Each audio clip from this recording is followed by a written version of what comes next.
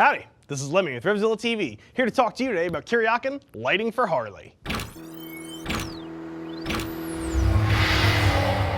You should be looking into some Kuryakyn lighting for your bike if you want other drivers to see you on the roadway, and you also want other motorcyclists to look at you when your bike is parked because it looks awesome. These things are currently being made for a whole passel of Harley Davidsons for probably 50 years worth of fitment. They really do run the gamut from, really stock stuff way out to absolute custom. You're gonna have to make it work yourself. As such, the installation on these really does kind of range anywhere from 1 to 3 beards, depending on how familiar you are with electrical systems. There's a pretty big range of stuff though. If you need a little help, get in touch with us and we're gonna make sure you get the right stuff for your motorcycle. So Kuryakyn has a whole multitude of lighting options. You can see we've picked out a couple of our favorites up here. I'm going to encourage you though to do a little bit of research, educate yourself on what Kuryakyn offers, because their lighting catalog is absolutely staggering and they offer some really innovative products that solve some very weird problems that people tend to run into when they're trying to modify the lighting on their Harley Davidsons. So the panacea lights you can see over here have a number of cool features, some of which you can see, some of which you cannot. One of the ones you can see is obviously these things come in 2 different versions. You have your standard red and also a smoked for those of you who like to maintain a low profile look. You can also see, if you're looking at this sideways, the profile on these things. They are low profile, they sit super tight to the bike. You don't have that dorky, sticky outy look that your factory lens tends to have with these puppies. So the other things that you can't see are baked right in there. Firstly, those of you familiar with sport bikes, if you've ever seen integrated turn signals, you'll know what I'm talking about. Integrated turn signals are possible with this unit. They move your turn signals, actually the function of them occurs in the taillight. So you can actually chop your turn signals and run your turn signals through your taillight. Very nice for those of you trying to tidy up a bike, and it also will work in conjunction with turn signals if you just want some extra signaling power while you're out there. One of the other benefits of these things that you can't see is, again, baked right into the electronics on here. If any of you have ever seen a modulating taillight, again, you'll see those on all sorts of bikes ranging from metric to European to American. The modulating taillight tends to flash a couple times. It's a circuit that's built into the taillight, so as you apply the brake, when you hit the brake switch, when it's actuated, whether it's your hand or your foot brake, the light is going to automatically stutter itself a few times to try and grab the attention of the driver or rider behind you. It's a great safety feature. It's built right in here, and it's also something you can turn on and off with the taillight. Really is nice. These taillights, for as simple as they look, offer a lot of flexibility for changing up the lighting at the rear of your motorcycle. Now these are something that fall a little bit more towards the custom side of things. You could definitely use these on a fairly stock bike. I think these would bolt fairly easily to most bikes' fender struts, but again, given that single post mounting here, I think we're also going to see a lot of these on some custom applications. Whether it be a single setup or a dual, these lights really do handle a lot of problems, and they do it in a very small form. You can see here how tiny these housings are. They're absolutely itty bitty. You can see also the nice light that these LEDs put out.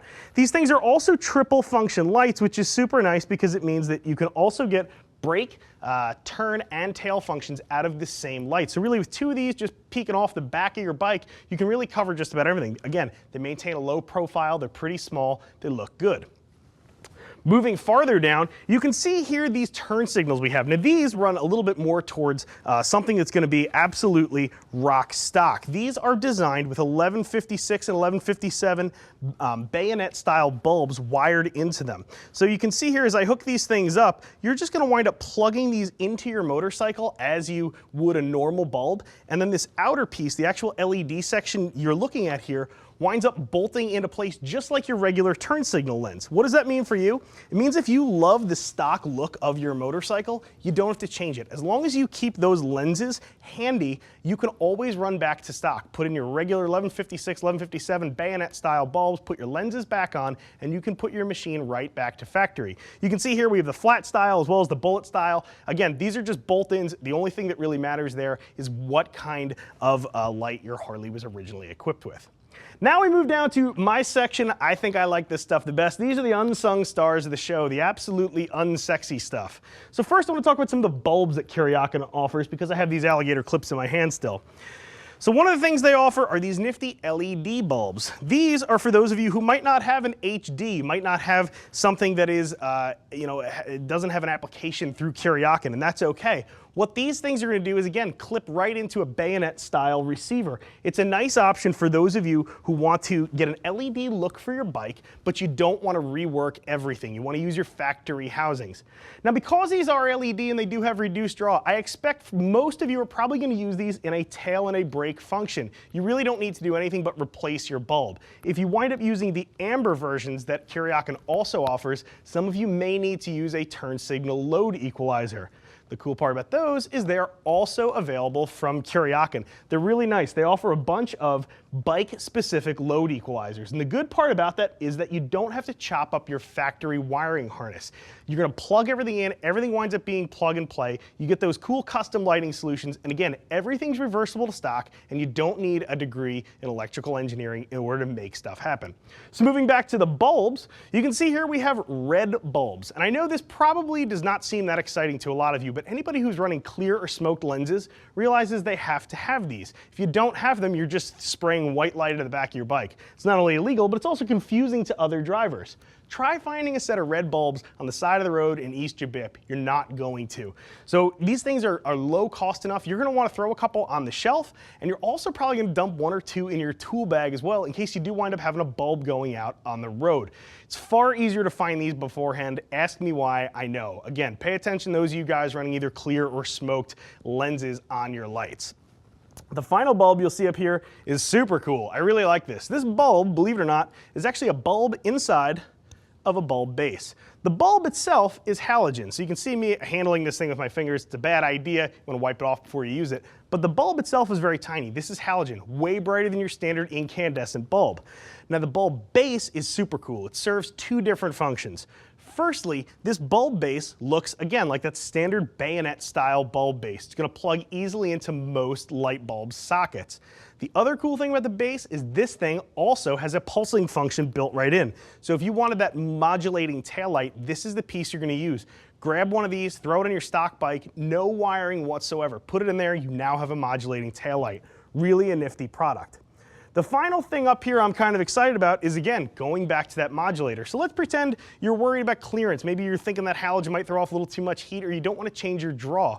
Well, you can get a modulating kit. Again, these are bike specific. And really, Kuryakyn's taking care of fitments on the latest and greatest bikes. If you've got an alarm system, CAN bus, doesn't matter. Kuryakyn's doing the homework for you. They're making sure that they're going to give you a kit that doesn't require lots of fuss and muss. Again, you don't need that degree in electrical engineering.